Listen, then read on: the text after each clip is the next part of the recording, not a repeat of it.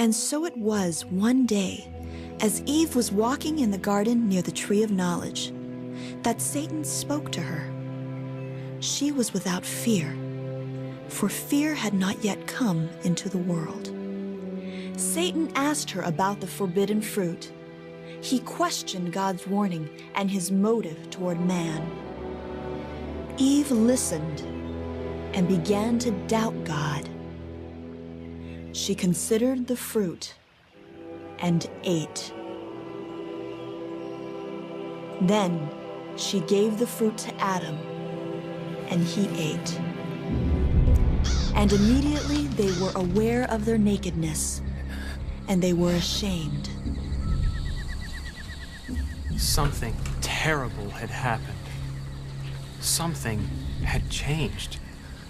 The evil in Satan was like an infectious disease. And through Adam's disobedience, this disease was released into the world.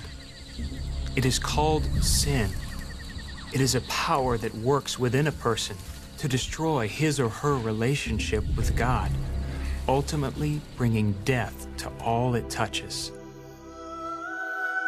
Adam and Eve had been created to live forever in perfect harmony with God.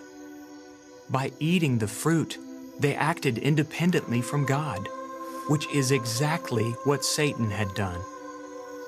Now they would experience death, first spiritually, then physically.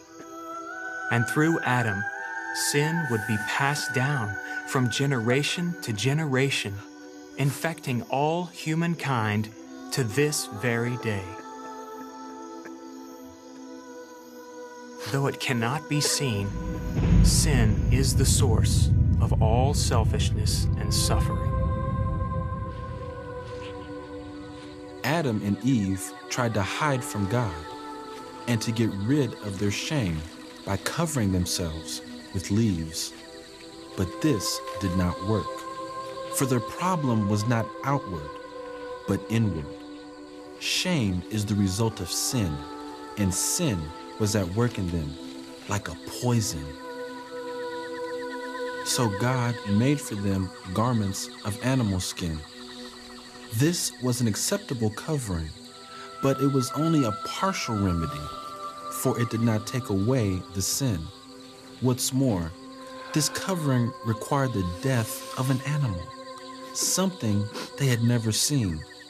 It was a horrible sight, a graphic lesson that sin brings death.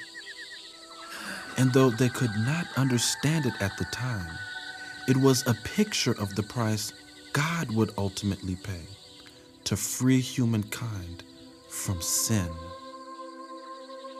God sent Adam and Eve out from the garden, lest they eat from the tree of life and walk the earth forever, never knowing life as it was meant to be.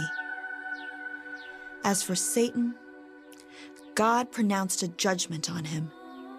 And in that judgment, we find God's first promise that one day, through a descendant of Eve, God would send a deliverer to defeat Satan forever.